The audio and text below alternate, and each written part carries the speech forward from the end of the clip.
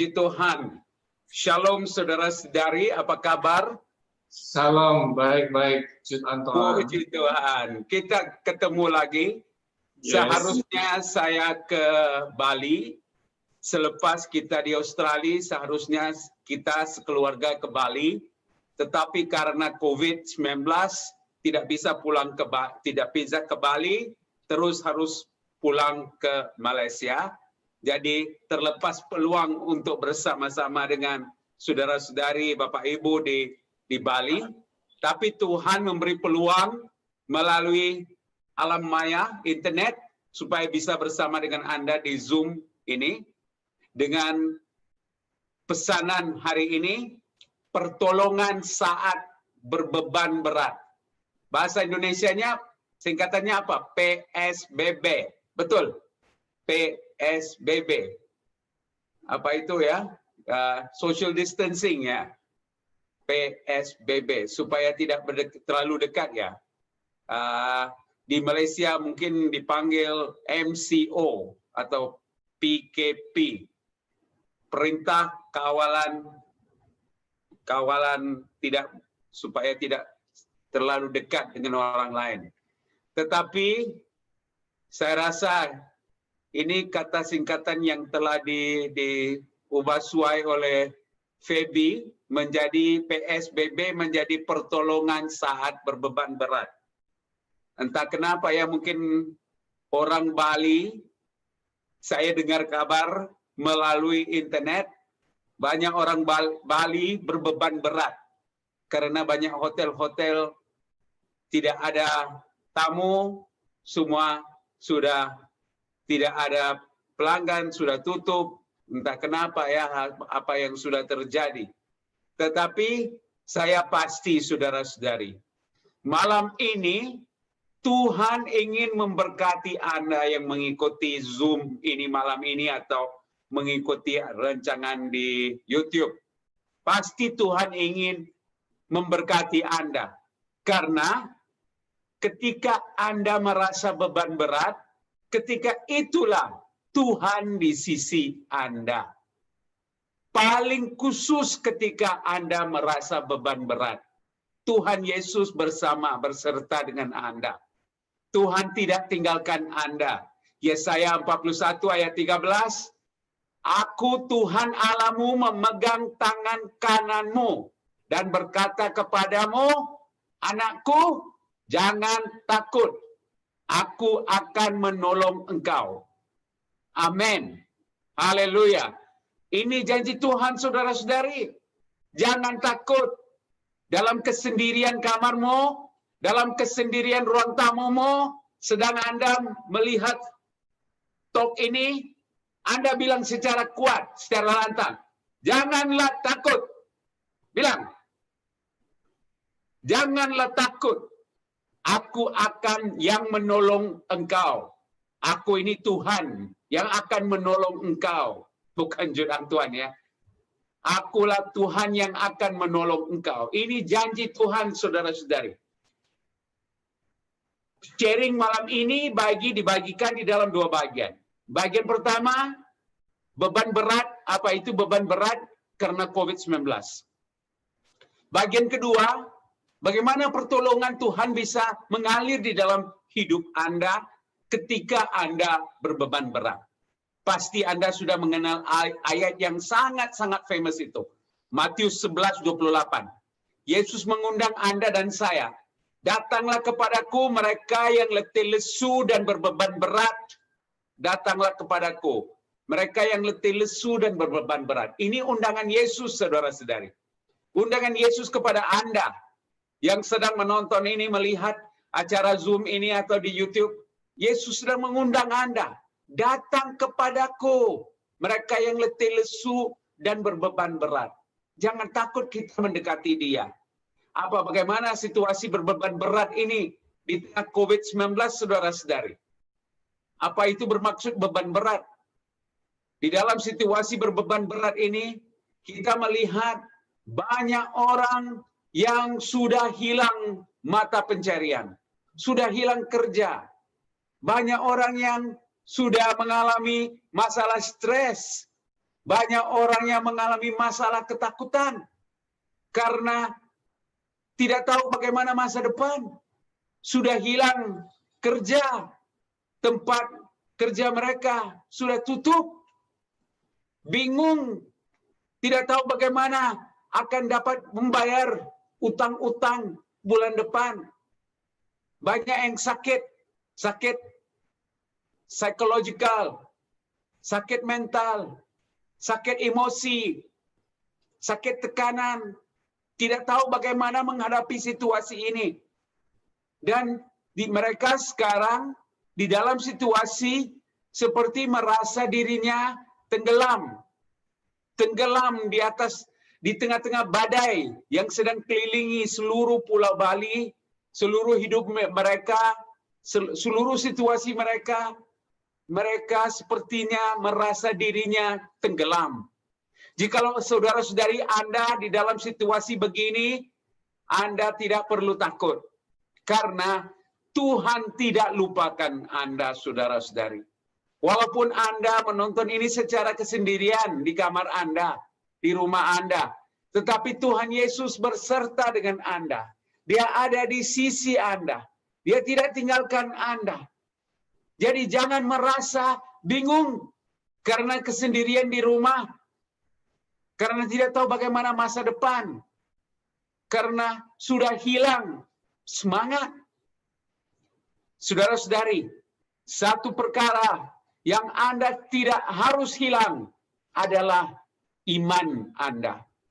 Ya mungkin karena COVID-19 sudah hilang pendapatan, sudah hilang gaji, sudah hilang mungkin juga kerja Anda, tetapi yang pasti tidak hilang adalah iman Anda di dalam Tuhan. Tuhan tidak akan membiarkan Anda sendiri. Tuhan tidak akan tinggalkan Anda. Dia sentiasa bersama dengan Anda. Kenapa ya ini? Slide-nya tidak bergerak. Bentar ya, saudara-saudari. Entah kenapa. Slide-nya sudah sangkut. Share sekali lagi.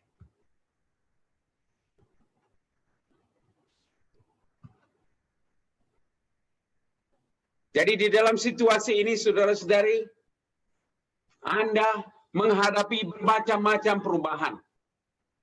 Anda menghadapi perubahan dalam bahasa Inggris, the new normal. Pembiasaan baru. Karena ada perubahan di keliling Anda. Mungkin juga ada perubahan di gereja Anda. Tetapi sesuatu yang sangat penting di saat ini, Tuhan senantiasa bersama dengan Anda, saudara-saudari. Pertolongan Tuhan. Pikirkan, yang paling penting, pikirkan apa itu yang Tuhan mau lakukan. Ketika kita baca di dalam Injil, saudara-saudari, kita bacakan di dalam Injil, banyak sekali ayat-ayat di mana Tuhan mengatakan Dia ingin menolong kita. Dia ingin menolong kita. Aduh, sangkut lagi. Sebentar.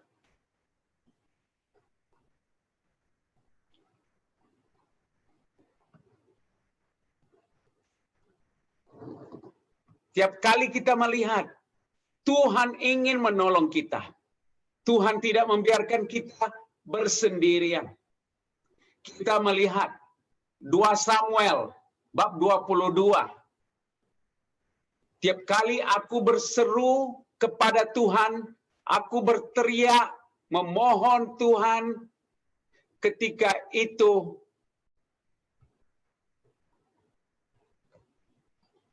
dari rumahnya ia mendengar suaraku dan memperhatikan seruanku. Ketika aku berteriak kepada Allahku memohon pertolongan, dari rumahnya dia mendengar suaraku dan memperhatikan seruanku. 2 Samuel 22 ayat 7. Apa maksudnya, saudara-saudari?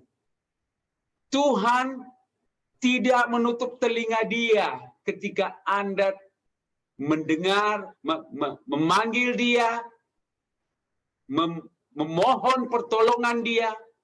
Tuhan sekali-kali tidak menutup telinga dia.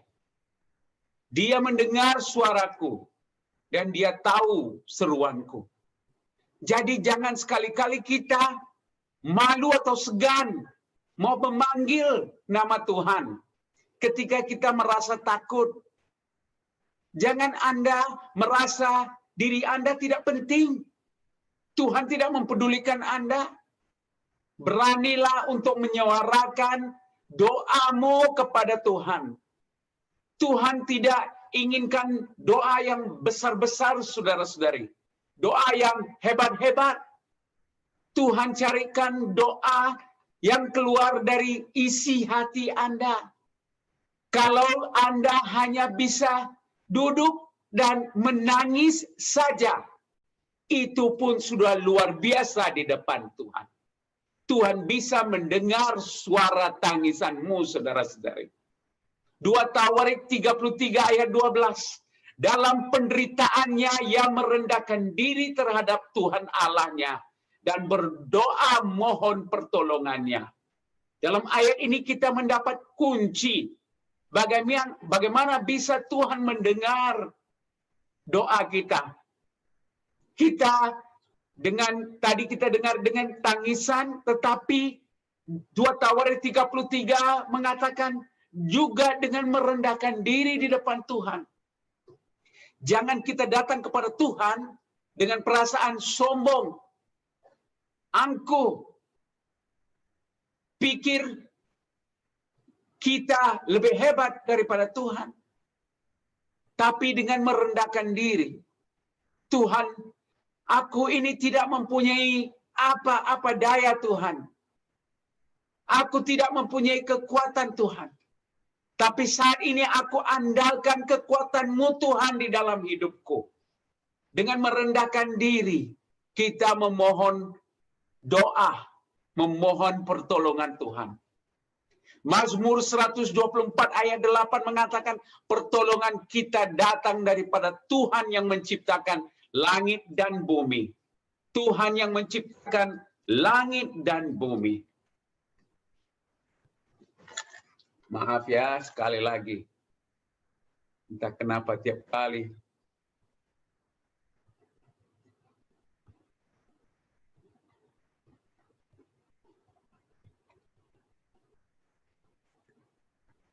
Yesaya 51 ayat 11. Tuhan berkata, dengarlah aku, hai kamu yang ingin diselamatkan, dan datang kepadaku minta pertolongan. Ingatlah gunung batu dari mana engkau terpahat, dan penggalian batu dari mana kamu digali. Tuhan menyatakan, saudara-saudari, dengarlah aku, hai kamu yang ingin diselamatkan. Apa ini maksudnya, saudara-saudari? Maksudnya Tuhan tidak memaksa sesiapa untuk diselamatkan. Itu adalah keinginan pribadi. Maksudnya, jikalau Anda sedang tenggelam di dalam masalah Anda, tetapi Anda merasa Anda tidak perlukan, walaupun Tuhan untuk membantu Anda, Tuhan sendiri tidak bisa membantu Anda. Dia mengatakan, dengarlah aku, hai kamu yang ingin diselamatkan. Mereka yang ingin diselamatkan, datang kepadaku minta pertolongan. Apa maksudnya, saudara-saudari? Tuhan ingin mendengar kita memanggil. Minta pertolongan. Yoel bab 2 ayat 32. Barang siapa yang memohon pertolongan Tuhan akan diselamatkan. Siapa saja yang memohon pertolongan Tuhan akan diselamatkan. Ini janji Tuhan. Tuhan berkata, di Yerusalem orang-orang yang kupilih akan diselamatkan. Barang siapa yang memohon. Apa sekalipun situasi Anda. Jangan sekali-kali memikir pikiran yang salah mengatakan, ini adalah hukuman dari Tuhan dalam hidupku. Tidak, saudara-saudari. Tuhan adalah Allah pengasih. Dia tidak ingin menghukum Anda. Dia ingin Anda kembali kepada Dia. Tetapi Dia tidak bisa memaksa Anda kembali kepada Dia. Jadi jangan salah sangka bahwa masalah COVID-19 ini adalah hukuman yang datang dari Tuhan. Ini bukan hukuman Tuhan, saudara-saudari. Jadi jikalau ini bukan hukuman Tuhan, dari mana datangnya COVID-19 ini? Mengikut pendapat saya pribadi, saudara-saudari. Ini pendapat pribadi ya. Mengikut saya, pendapat pribadi saya, COVID-19 ini adalah angkara gejala manusia sendiri. Kita sendiri yang telah musnahkan dunia yang dicipta oleh Tuhan ini dengan segala kasih. Di dalam situasi ini, Tuhan sendiri telah memanggil kita. Ingin kita kembali. Jadi COVID-19 adalah peluang bagi Anda dan saya kembali di dalam dekapan Allah kita yang pengasih. COVID-19 bukan hukuman dari Tuhan. Kalau benar COVID-19 adalah hukuman dari Tuhan, maka tidak berguna Anda dan saya memohon pertolongan dari Tuhan. Karena Tuhan sendiri yang mengirimnya. Tetapi saya pasti bukan Tuhan yang mengirim COVID-19, saudara-saudari. COVID-19 adalah perbuatan akibat situasi cara hidup manusia yang telah merosakkan ekologi, merosakkan bumi. Dan di dalam situasi begini, kita sedang mengalami akibat perbuatan kita sendiri. Ini bukan akibat hukuman Tuhan, saudara-saudara. Jadi di dalam konteks begini, apa yang harus Anda dan saya buat? 2 Timotius 2 ayat 22. Jauhilah kesenangan-kesenangan orang muda. Di dalam situasi ini, hai anak muda PD Don Bosco, dengar baik-baik. Jangan hilang. Jangan terhilang di dalam situasi duniawi. Jauhilah dari kesenangan-kesenangan anak muda. Dan berusaha untuk hidup menurut kemahuan Allah. Setia dengan pengajarannya. Mengasihi sesama dan mempunyai ketenteraman hati. Ini Paulus memberikan kepada Timotius beberapa langkah yang harus diambil. Supaya ketika Anda menyeru pertolongan kepada Tuhan, Tuhan bisa mendengar Anda. Ia berkata, berusaha untuk hidup menurut kemahuan Allah. Bukan kemahuan pribadi. Menurut kemahuan Allah. Percaya di dalam konteks begini, Tuhan tidak akan tinggalkan Anda.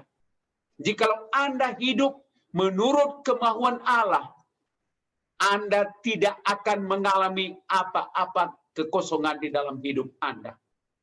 Kedua, setia pada pengajarannya. Setia kepada pengajarannya. Ini firman Dia, saudara-saudari. Jangan lupakan firman Dia. Ketika Anda di dalam lockdown, inilah saatnya Anda membaca firman-Nya dan menghafal firman-Nya. Jadi pertama, berusaha berhidup menurut kemahuan Allah. Menurut kehendak Allah. Kedua, setia kepada pengajaran Dia. Ketiga, saling mengasihi sesama sendiri. Jangan lupakan teman-temanmu. Ya, Anda tidak bisa berkumpul. Tapi tidak bermaksud Anda bisa melupakan teman-teman. Terutama mereka yang mengalami situasi pekerjaan, emosi yang tertekan. Saling mengasihi sesama mereka dengan Anda. Anda hanya perlu ambil HP Anda dan call mereka. Saudara, saudari, bagaimana hidup Anda sekarang? Apakah Anda perlu bantuan? Minta saja. Saling mengasihi sesama. Keempat, miliki ketenteraman di hati. Oh, ini yang paling susah ketika COVID-19 ya. Hati tidak tenteram. Denyutan hati bertambah pantas. Karena takut, ragu-ragu, gelisah, khawatir. Tapi kenapa Anda dan saya perlu khawatir, saudara-saudara? Bisakah Anda mengubah satu situasi dalam hidup Anda dengan khawatir? Tidak bisa. Yesus berkata sendiri, bisakah Anda menambah satu hari dalam hidup Anda dengan khawatir? Tidak bisa. Jadi kenapa harus khawatir? Pasrah kepada Tuhan. Serahkan situasi Anda kepada tangan Tuhan. Walaupun Anda mendengar ini, dan Anda dihidapi penyakit COVID-19, Anda mengalami ketakutan karena maut di depan Anda. Pasrah, saudara-saudari. Pasrah di dalam tangan Tuhan. Serahkan hidupmu. Dan ketika Anda serahkan ke hidupmu di tangan Tuhan, damai sejahtera, ketentraman hati akan datang di dalam hidup Anda. Jadi ini 4 langkah yang diusulkan oleh Paulus kepada Timotius. Nomor 1, hidup menurut kemauan Allah. 2, setia kepada pengajaran. 3, kasihi sesama sendiri. Dan keempat, punya ketentraman di hati. Hiduplah demikian bersama mereka yang berseru meminta pertolongan kepada Tuhan. Hidup bersama mereka yang menyuruh pertolongan. Dan kalau kita melakukan ini, Ibrani 4:16 mengatakan, marilah kita dengan penuh keberanian menghadap Allah yang memerintah dengan hati yang baik. Kita berdepan dengan Allah dengan hati yang penuh dengan keberanian. Anda dan saya tidak perlu takut di depan Allah. Anda dan saya adalah putra-putrinya. Tidak perlu takut. Kita berdepan dengan Dia dengan hati penuh keberanian. Allah akan mengasihani kita dan memberkati kita supaya kita dapat mendapat pertolongan tepat pada waktunya. Haleluya. Anda akan mendapat pertolongan. Ini janji Ibrani 14. Ketika Anda khawatir, gelisah, ketika itu percaya. Anda akan mendapat pertolongan. Bukan sebelum, bukan selepas. Tetapi tepat pada waktu Anda butuhkannya. Haleluya. Ini berita baik, saudara-saudari. Ini maksudnya Tuhan tidak melupakan Anda. Anda akan mendapat pertolongan tepat pada waktunya. Jadi bagaimana, saudara-saudari? Bagaimana? Apa yang harus Anda lakukan? Saya akhiri dengan memetik daripada kisah ini yang Anda pasti dengar daripada Injil Matius 14. Injil Matius 14 ayat 22 hingga 33. Pasti Anda sudah pernah mendengar kisahnya. Yesus memerintah murid-muridnya naik ke perahu dan mendahului dia ke seberang, sementara dia menyuruh orang banyak pulang. Setelah orang banyak itu disuruh pulang, Yesus naik ke atas bukit untuk berdoa seorang diri. Ketika hari sudah larut malam, Yesus bersendirian di atas bukit di situ. Tiba-tiba perahu murid-muridnya sudah berapa mil jauhnya dari pantai dan diombang-ambingkan gelombang karena angin sakal. Ketika jam 3 malam, datanglah Yesus kepada mereka berjalan di atas air. Haleluya, saudara-saudari. 3 malam. Bilang 3 malam. Maksudnya pada pukul 3 malam. Tahukah Anda, waktu jam 3 malam adalah waktu di malam yang paling gelap sekali. 3 jam 3 malam adalah waktu malam yang paling gelap sekali. Sebelum subuh, sebelum matahari terbit. Sebelum matahari terbit, sebelum subuh. Itu adalah waktu malam yang paling gelap sekali. Jam 3 malam. Yesus datang tepat pada waktunya. Pada jam 3 malam, datanglah Yesus kepada murid berjalan di atas air. Ketika murid melihat dia berjalan atas air, mereka terkejut dan mereka teriak-teriak karena takut. Mereka bilang, itu hantu, itu hantu. Pikirkan, Yesus yang datang, mereka bilang hantu. Mereka teriak karena takut, itu hantu, itu hantu. Jangan Anda salah sangka. Sekarang Yesus datang di rumahmu, di kamarmu, Anda teriak-teriak takut karena Yesus. Anda bilang, itu hantu, itu hantu, itu pocong, itu kuntilanak. Saudara-saudari, bukan kuntilanak, bukan pocong sehingga berjumpa dengan Anda. Tetapi Tuhanmu, Allahmu, Yesusmu yang datang. Segera Yesus bilang kepada mereka, tenanglah. Aku ini, jangan takut. Tenanglah, aku ini, jangan takut. Ulang bersama dengan saya, saudara-saudari. Tenanglah, aku ini, jangan takut. Apa maksudnya, saudara-saudari? Dalam kondisi situasi begini, di mana hidup mereka terancam, Yesus muncul dan bilang, saudara-saudari, jangan takut. Aku ini, Yahwehmu, Allahmu. Aku inilah aku, Allahmu, bersisimu. Tenanglah. Jangan putus harapan. Lalu Petrus berseru, Tuhan, apabila engkau itu, suruhlah aku datang kepadamu berjalan di atas air. Yesus bilang, datanglah. Maka Petrus turun dari perahu dan berjalan di atas air mendapatkan Yesus. Dan ketika dirasakan tiupan angin, takutlah Petrus. Dan mulai ia tenggelam, lalu teriak, Tuhan tolonglah aku. Petrus mulai tenggelam dan dia teriak, Tuhan tolonglah aku. Saya tanya Anda, saudara-saudari, Anda pikirkan, mungkinkah Yesus tidak melihat Petrus sedang tenggelam? Pastikan, pasti Yesus melihat Petrus sedang tenggelam karena takut. Tetapi Yesus tidak buat apa-apa. Dia berdiri sambil melihat Petrus sedang tenggelam.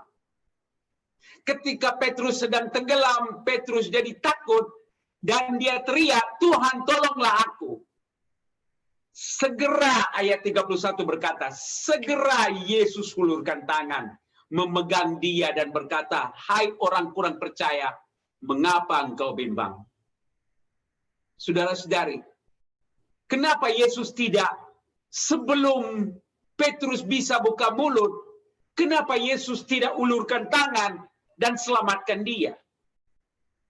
Karena Yesus tunggu Petrus memanggil, minta pertolongan. Saudara-saudari, Anda dan saya juga sedang tenggelam di tengah COVID-19 karena masalah kekhawatiran, masalah emosi, masalah finansial, masalah kerja. Tapi Tuhan sedang tunggu Anda buka mulut dan bilang, Tuhan tolonglah aku. Tuhan tolonglah aku. Bagaimana Tuhan bisa tolong? Nomor 1, 3 langkah cepat. Nomor 1, Tuhan akan mematahkan ketakutan. Tuhan akan mematahkan ketakutan. 1 Yohanes 4:18. Di dalam kasih tidak ada ketakutan. Kasih sempurna akan melenyapkan ketakutan.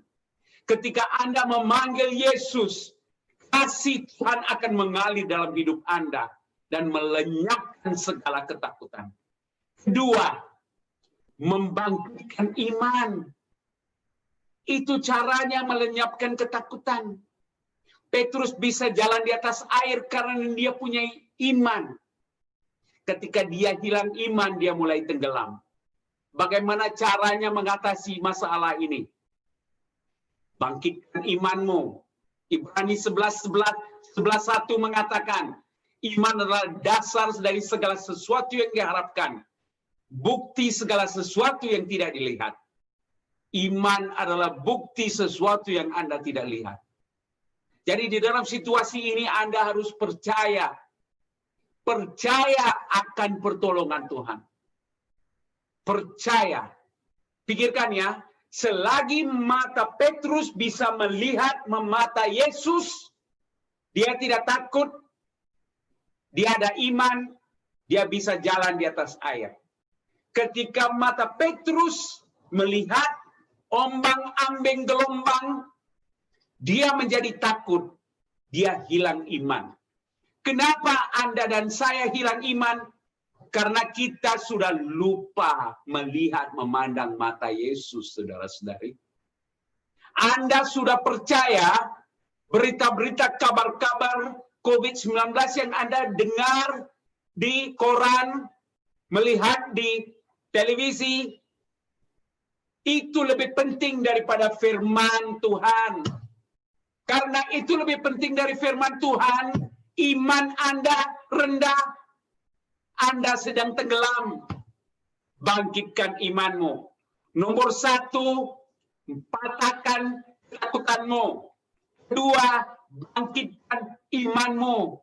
Dengar saudara-saudari, Tuhan Allah pencipta dunia adalah pertolongan Anda. Kenapa Anda harus takut? 3, minta anugerah dari Roh Kudus. Roh Kudus adalah roh pembantu. Timotius 1:7 mengatakan Allah telah memberikan kepada kita bukan roh ketakutan, tetapi roh yang membangkitkan kekuatan, kasih, dan ketertiban. Amin. Allah memberikan roh yang membangkitkan kekuatan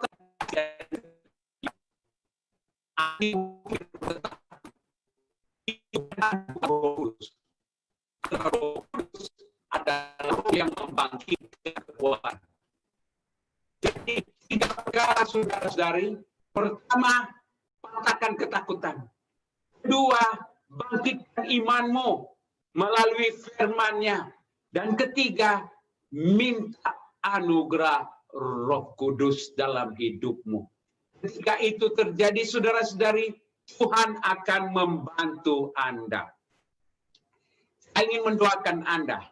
Tapi sebelum mendoakan Anda, saya ingin mengundang Feby dengan Willy, kita ambil satu lagu pujian, dan selepas lagu pujian itu, kita akan berdoa bersama bagi mereka-mereka yang sedang dalam ikatan. Mari kita berdoa bersama. Lanjut lagu yakin maju. Ya. Aku yakin kau hadir di sini.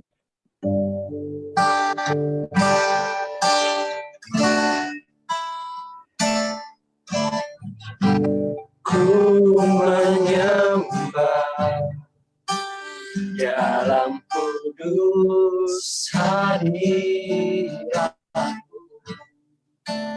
hampiri tata kasih karunia-Mu Bapa.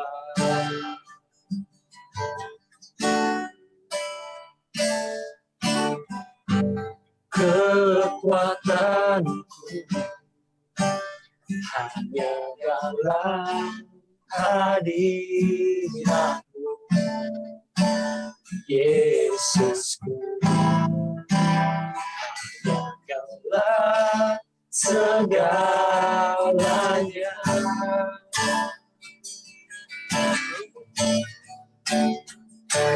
Yakin Kau hadir di sini, ku rasakan kuasa yang tak terbatas. Yakin Kau nyata di sini, kemenangan terjadi di sini. Segenap hati kami Tuhan, segenap hatiku menyembah. Sungguh besar Kau Yesus, segenap jiwaku menyembah. Kau besar, Kau besar, Kau besar, Kau besar.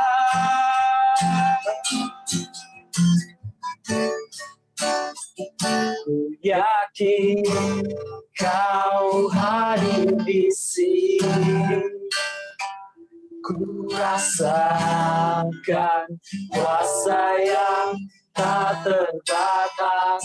Ku yakin Kau nyata di sini. Kemenangan terjadi di sini. Ku yakin Kau hadir di sini. Ku rasakan kuasa yang tak terbatas. Yakin Kau nyata di sini. Kemenangan terjadi di sini. Kesembuhan terjadi di sini. Kelepasan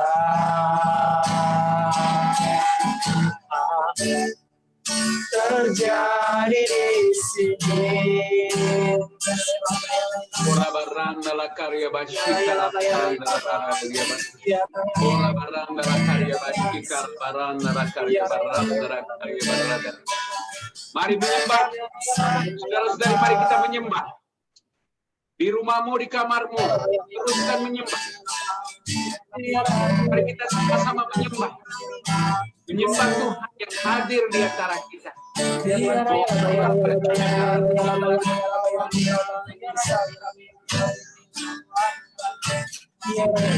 Buka mulutmu, saudara-saudari. Buka mulutmu dan sembah bersama dengan kita. Orang karena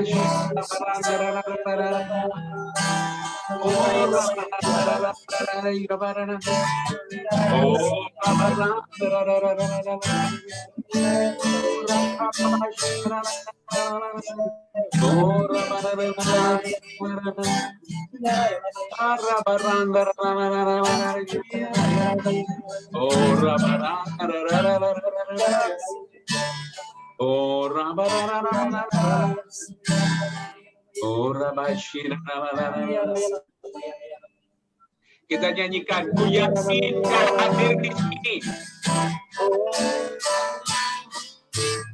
Yakin Kau hadir di sini.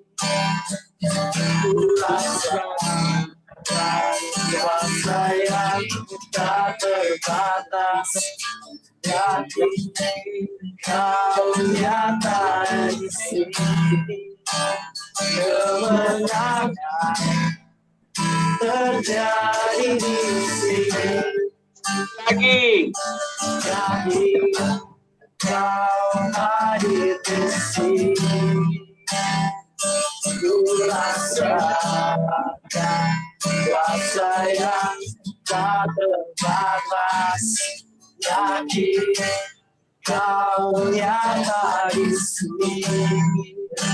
Kemenangan terjadi di sini. Yakin Kau hadir di sini. Ku rasakan kuasa yang tak terbatas. Yakin Kau nyata di sini. Kemenangan terjadi di sini. Kesembuhan terjadi di sini. Pemulihan. Pemulihan terjadi di sini. Saudara-saudari, tutup matamu. Tutup matamu. Biar Tuhan menjamah Anda malam ini. Tuhan berada di sisi Anda, saudara-saudari. Dia tidak tinggalkan Anda bersendirian. Dia ada di sisi Anda.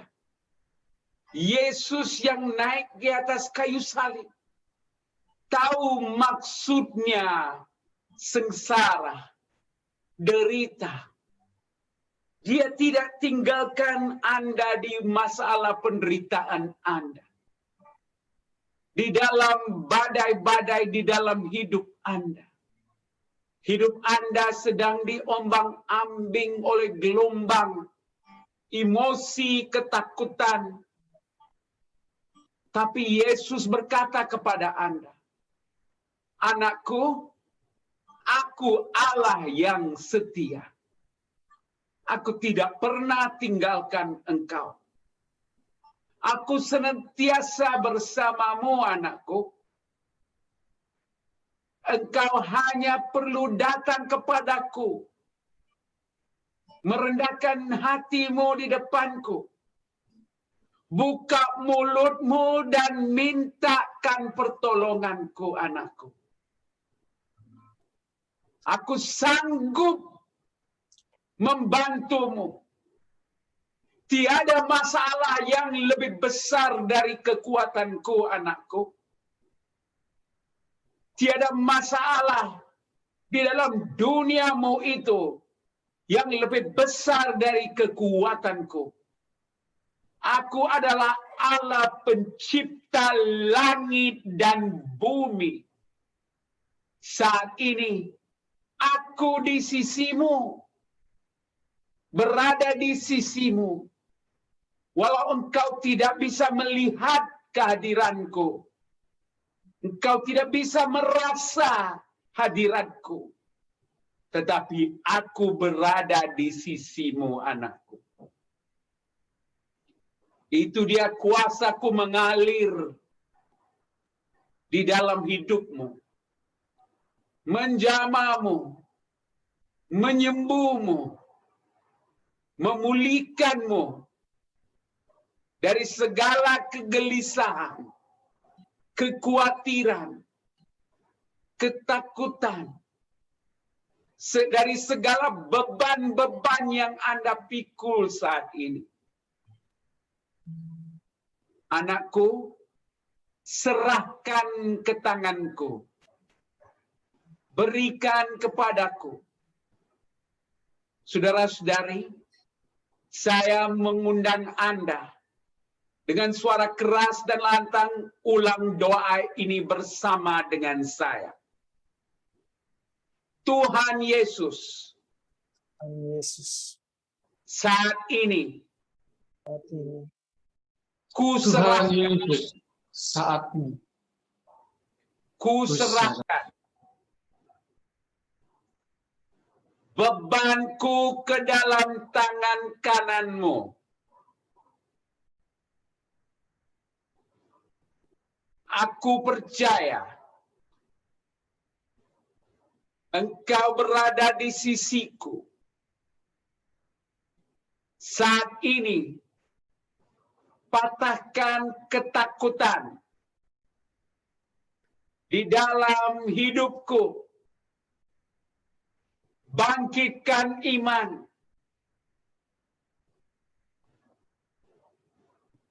Tuhan Yesus, curahkan anugerah sakramen pembaptisan saya. Anugerah Roh Kudus, roh kekuatan, roh kasih, roh ketertiban, mengalir kembali di dalam hidupku dan membangkitkanku sekali lagi oleh kuasa pertolongan Roh Kudus, roh kasih Allah, mengalir di dalam hidupku. Dari ujung kepala sampai ke ujung kaki. Pulihkanku. Sembuhkanku. Ucapkan terima kasih Yesus. Terima kasih Yesus. Terima kasih Yesus. Kita nyanyikan refrennya sekali lagi. Ku yakin kau hadir di sini. Ku yakin Kau hadir di sini, ku rasakan kuasa yang tak terbatas. Ku yakin kau nyata di sini, kemenangan terjadi di sini. sekali lagi ku yakin. Yakin kau hadir di sini, ku rasakan kuasa yang tak terbatas. Yakin kau nyata di sini, kemenangan terjadi di sini, kesembuhan terjadi di sini, Pemulihan.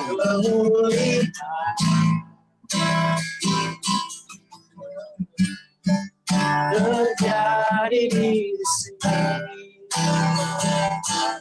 Ora baranda lakar kebaranda kebaranda. Ora baranda lakar kebancika baranda lakar kebaranda dia baranda.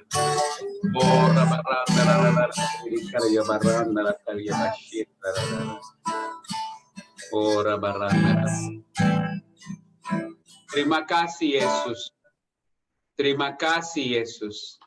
Bunda Maria, Bunda Allah, doakanlah kami malam ini. Salam Maria, penuh rahmat, Tuhan sertamu. Terpujilah Anda. Dan terpujilah buah tubuhmu Yesus. Santa Maria, Bunda Allah, doakanlah kami yang berdosa ini. Sekarang dan waktu kami mati.